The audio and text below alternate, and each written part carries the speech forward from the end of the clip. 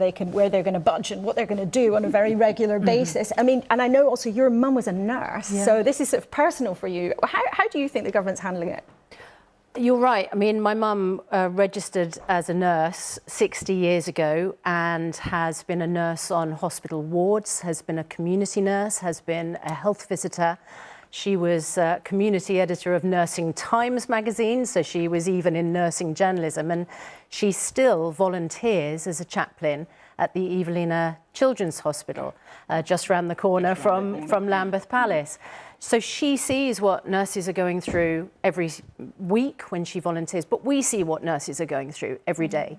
And the fact of the matter is, the government has got to sit down and talk with the union leaders about pay, because the nurses have been underpaid for far too long. And their point is that it's got to a point where it's unsafe. We need nurses to feel valued, and we need nurses who are going to continue doing the job. So we need to retain nurses, and we need to recruit nurses as well. And unless the government gives a little bit of way on this, we're not going to come to a deal which is going to satisfy the nurses and keep us all safe. Well, it keeps on growing. Who'd have thought it would have grown so much in 1 year?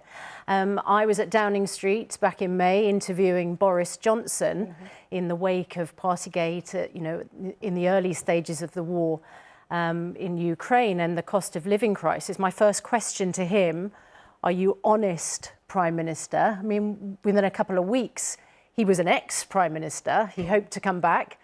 He didn't. It's been an absolutely tumultuous year in politics. You do wonder, when the next Prime Minister came in, Liz Truss, how much, if we hadn't had that catastrophic mini-budget, how much we might have been able to give to the nurses. Remarkable interview you just did with Oliver Dowden, where he insisted the government is not going to move an inch over this. And, you know, when you think about the fact that when you ask people what makes them proud to be British, the NHS and the Queen are the two things which people kept saying, we've lost the Queen, and look at the state of the NHS. We spent 2 years clapping for nurses and other NHS workers, and now we won't give them what they're asking for. And it's interesting, he said, well, we're not going to give them the 19%.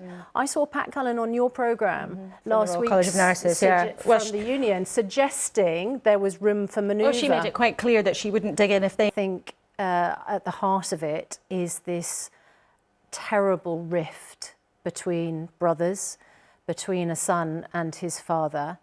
I watched the documentary. I just feel like your stance on it depends on what you think for this Netflix series. So there are people who think that's terribly distasteful.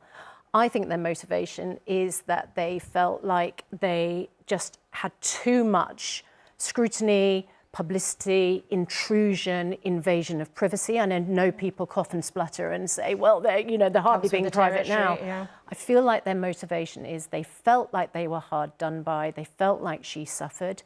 We know she had these terrible thoughts and an enormous sympathy for that. You also know that Harry saw his mother die in the wake of terrible press intrusion and paparazzi. So I understand that they feel like they were intruded upon and their side of the story was never told. And briefly, Archbishop, I mean, you married them. You know all the characters involved. Can you see a way? Making pitches for things like your job, Laura, and that we might see Boris Johnson